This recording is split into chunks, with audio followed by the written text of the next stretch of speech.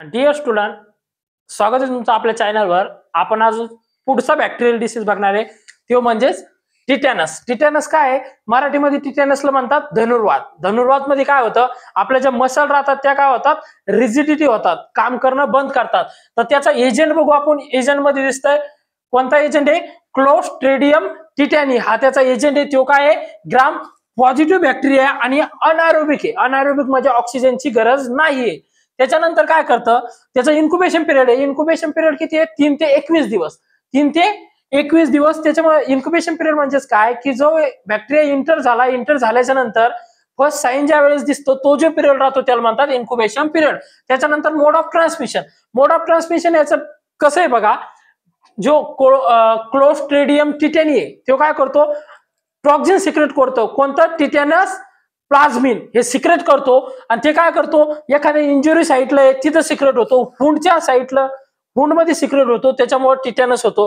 त्याच्यानंतर बघा सॉइल मध्ये काय आहे, तो बॅक्टेरिया तो प्रेझेंट राहतो. त्याच्यानंतर अॅनिमल एक्सक्रीटा त्याच्यामध्ये पण तो बॅक्टेरिया प्रेझेंट राहतो. त्याच्यामध्ये कोणतं? हॉर्स आणि काऊ मध्ये. त्याच्यानंतर आपल्याला जर का काच लागेल असेल, लोखंड लागेल असेल, त्याचे जे एजेस येतात त्याच्यामध्ये पण तो बॅक्टेरिया प्रेझेंट असतो.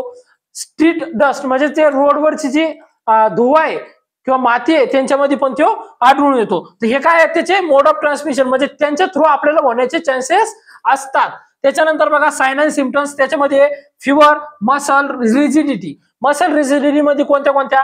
Masters abdominal muscle and spine muscle ह्या काय होतात, काम करणं बंद करून टाकतात. त्याच्यानंतर त्याचं हॉलमार्क साइन म्हणलं तर लॉक जॉ. लॉक जॉ म्हणजेच काय, आपण ज्या वेळेस जेवण करतो त्यावेळेस आपल्याला बघा जी माउथची मुवमेंट होती ती होत नाही, हे त्याचं हॉलमार्क साइन आहे, म्हणजे कार्डियल साइन आहे, हे त्याचं इम्पॉर्टंट साइन आहे. त्याच्यानंतर बघा ट्रीटमेंट मध्ये अँटीबायोटिक देतात. कोणती?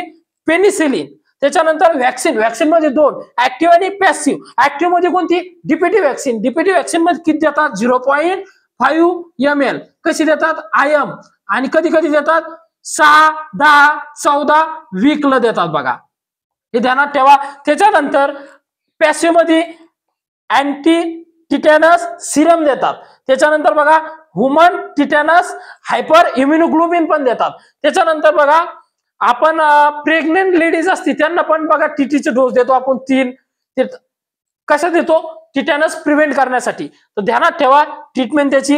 आणि आपल्याला कवा पण म्हणजे गाडीहून पडलो, लोखंड लागलं तर आपल्याला टीटीचं इंजेक्शन घ्यावंच लागतं. ते गरजेचंच असतं, घेणंच लागतं. ठीक आहे. तर तुम्हाला टिटॅनस कळाला असेल तर ठीक आहे. थँक्यू.